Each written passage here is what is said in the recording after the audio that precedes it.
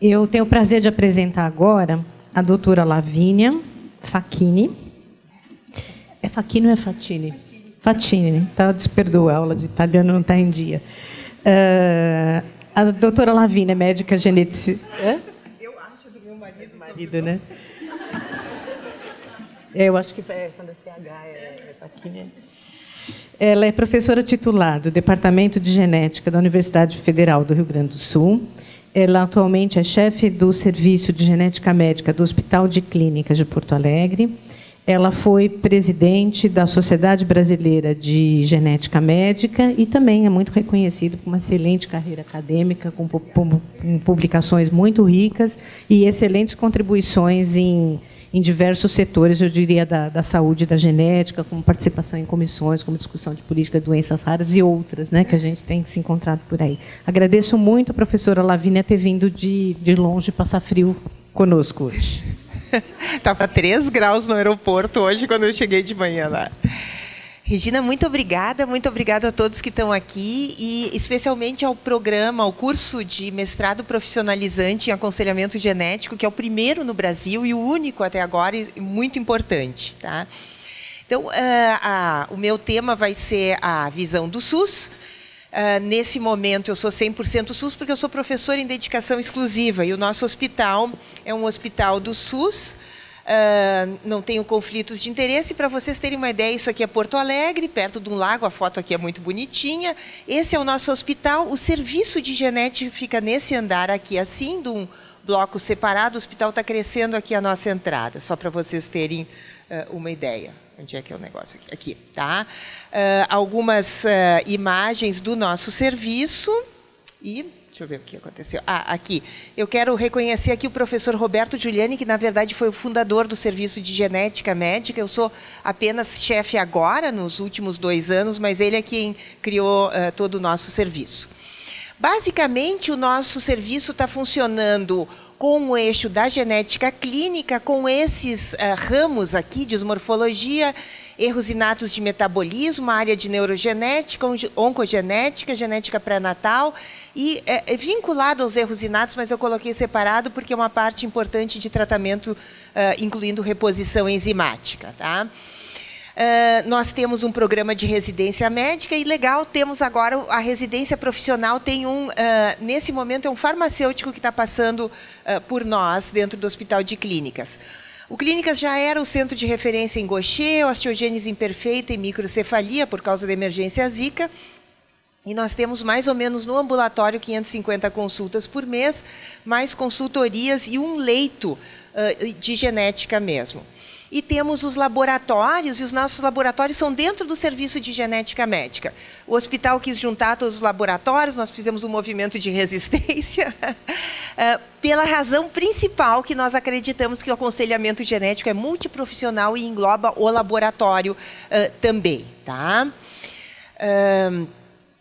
Bom, eu não vou mostrar isso aqui é basicamente a estrutura, mas é isso que nos permitiu que nós, então, nos credenciássemos como um dos primeiros serviços de referência em doenças raras no Brasil, depois que a política de incorporação das doenças raras entrou no SUS. Né? E doença rara, 80% é genética, nós nos credenciamos no eixo de doenças genéticas. E aqui é uma fotinho do grupo todo numa festa de fim de ano. Tá? Nós alugamos um barco, esse barco não afundou, ainda bem, porque senão eu não estava aqui falando para vocês. Tá? Eu vou colocar aqui qual é a nossa base teórica de aconselhamento genético do serviço. É uma definição antiga da Sociedade Genética Humana de 75, mas nós acreditamos que ela ainda é válida. Então, processo de comunicação que lida com problemas humanos associados com a ocorrência ou risco de recorrência de uma doença genética em uma família.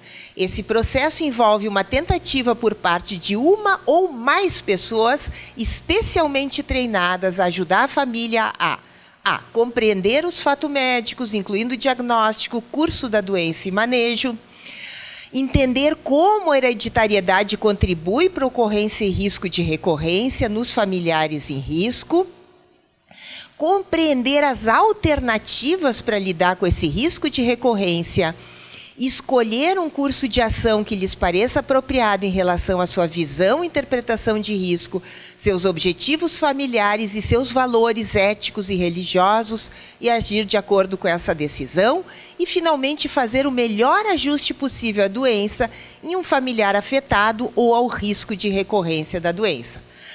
Claro, de 1975 para cá, houve mudanças grandes, a gente não vai ter tempo de falar, né? Não é um curso de aconselhamento, mas as indicações, há uma ampliação muito grande, muita incorporação de novos tipos de testes e possibilidades que geraram, paradoxalmente, até mais incertezas, né?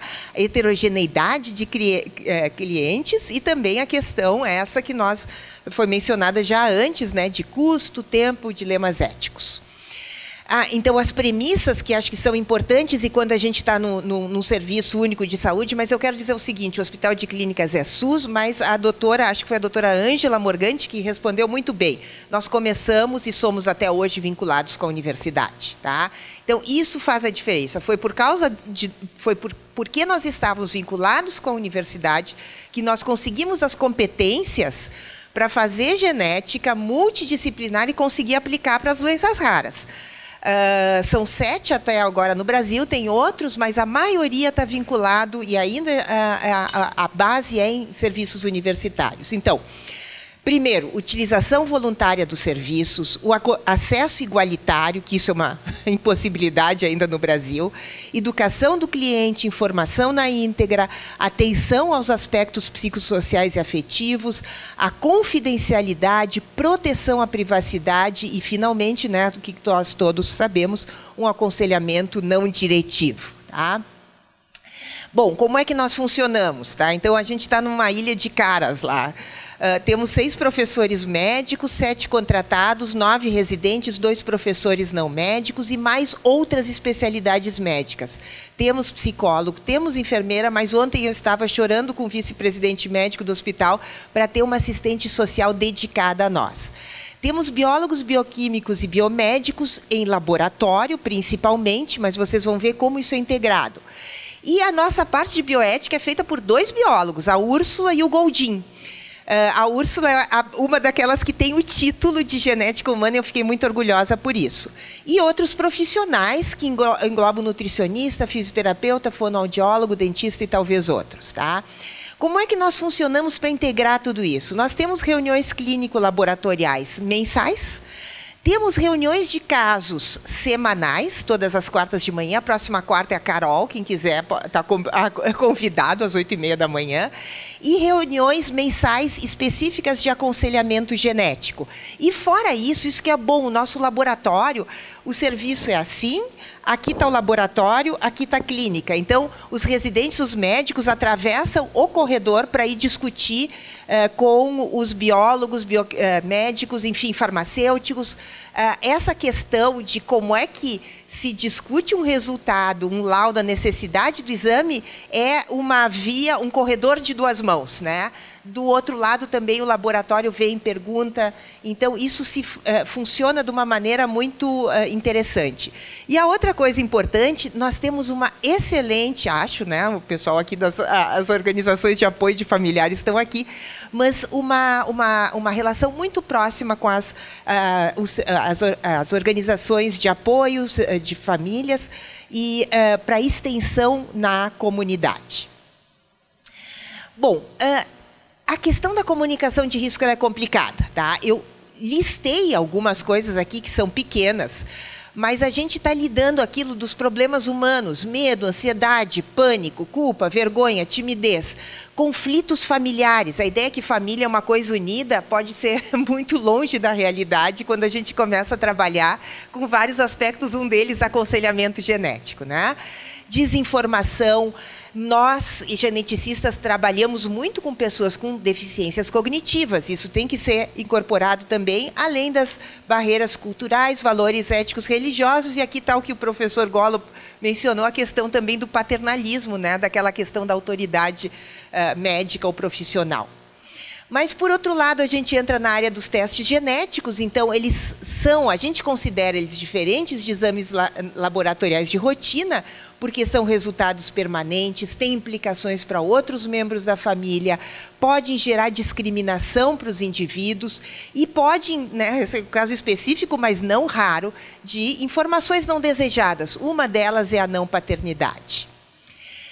Quem é o paciente? Bom, na genética a gente tem os indivíduos sintomáticos e que a gente vai fazer um teste diagnóstico, mas nós temos muitas vezes os familiares que são assintomáticos e que vêm por causa de um parente que tem um diagnóstico positivo, confirmado por um teste, e nós temos então testes que a gente chama mais ou menos preditivos, que são doenças com alta penetrância, o caso do câncer de mama hereditário, ou também os testes pré-sintomáticos, que é aqueles que a penetrância chega a 100%, e aí a situação fica mais complicada, porque alguns eu tenho tratamento, mas muitos eu não tenho tratamento. Tá? Opa, epa, foi rápido.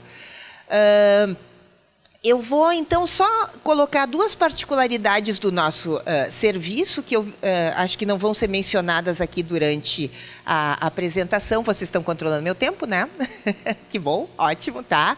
Mas bem rapidinho, então, uma das poucas... Por que eu coloquei como particularidade? Porque no SUS, de uma maneira geral, são poucos os serviços que oferecem de rotina. Então, nós temos um serviço de medicina pré-natal, que inclui o diagnóstico pré-natal, tá?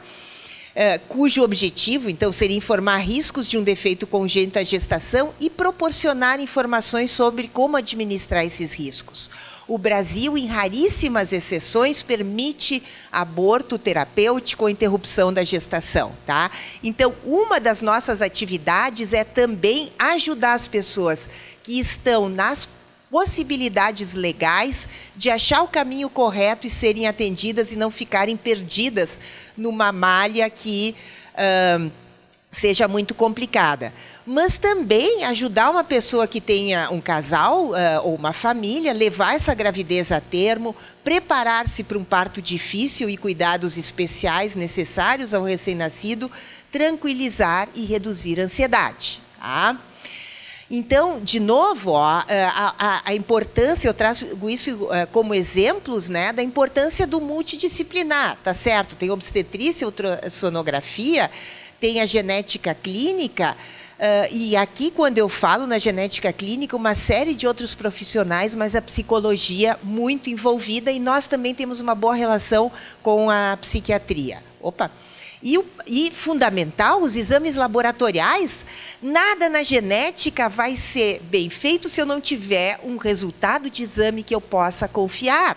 Imagina o risco, a gravidade da consequência de um exame mal feito, errado. Tá? Então, o aconselhamento genético sempre antes e depois do exame, né, considerando riscos e limitações, o consentimento, a parte voluntária, necessidade, às vezes, de repetições ou mesmo de exames adicionais.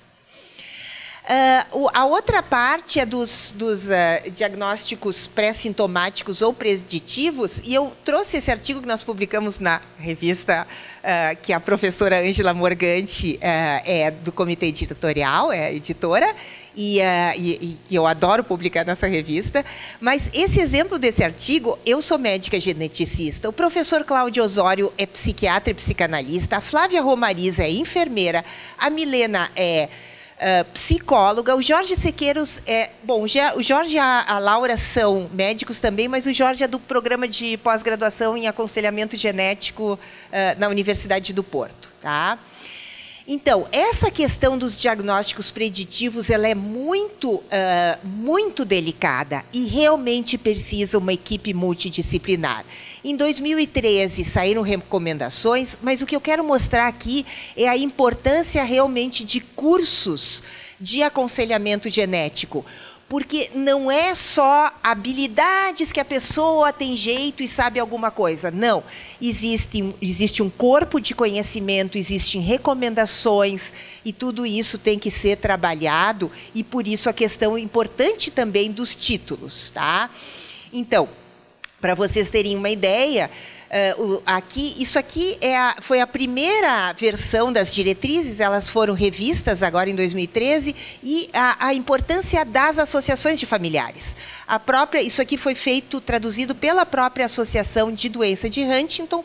Nós, no Rio Grande do Sul, nós começamos a oferecer os testes pré-sintomáticos para Machado Joser por pressão da Associação de Familiares. Nós temos uma influência soriana muito grande e temos mais de 400 famílias em atendimento e, por solicitação das famílias, oferecer não o teste, mas o aconselhamento. E o teste pode ou não pode ocorrer. Ele é uma parte do aconselhamento e não é o teste em si que é o aconselhamento. Ainda que às vezes os pacientes veem, eu quero o exame. Aí nós, não, peraí, não é bem assim. Então, todos os indivíduos devem receber informações relevantes e atualizadas e vejam a importância da multidisciplinaridade, essa parte de coleta de informações, de provimento de informações é importante. A decisão do teste é do indivíduo, tá? Nem o familiar deve ser considerado, ele tem que estar autônomo para fazer isso, não é fácil, mas enfim, né? A questão de quem deve saber, tá?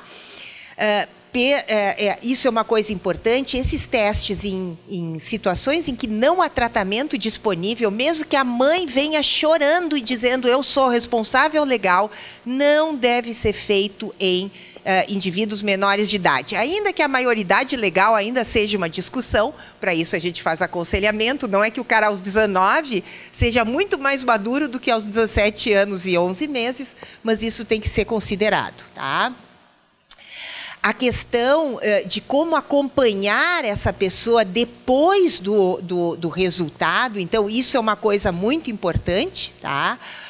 Um laboratório de genética molecular junto e disponível, tá? Uma outra coisa importante no pré-sintomático é que, se nós detectamos uma mutação num gene, não transforma essa pessoa num doente. Ele tem uma mutação como muitos de nós aqui temos, só que não sabemos. Muitos de nós não, com certeza todos nós temos recessivo, tá? Os equivalentes letais, tá? Só que nós não sabemos, né? E muitas das vezes não vamos saber. Agora, por isso, se a gente detecta uma mutação que é dominante, que eu sei que vai se expressar lá adiante, eu não torno essa pessoa afetada. Isso é importante por causa dos planos de saúde, porque não é uma doença, tá? Mas indica se a pessoa herdou ou não o gene defeituoso. E o importante é que todas as consequências têm que ser discutidas, né? Bem como nós temos que informar tanto a importância, as opções de fazer o teste, os riscos e benefícios de fazer o teste, como os riscos e benefícios de não fazer o teste, tá? Então, as alternativas que o candidato, né, pode considerar, inclusive, não só não fazer o teste, não fazer naquele momento. A pessoa pode decidir, não quero fazer naquele momento, mas eu tenho o direito de voltar daqui a 2, 3 anos, tá? E fundamental, por isso, laboratório. Se eu não tenho um diagnóstico, se, digamos, o pai morreu de doença de Huntington, mas eu não tenho um exame que é 100% confiável, eu não devo oferecer um preditivo, porque eu posso ter um resultado negativo e ele tinha outra coisa, tá?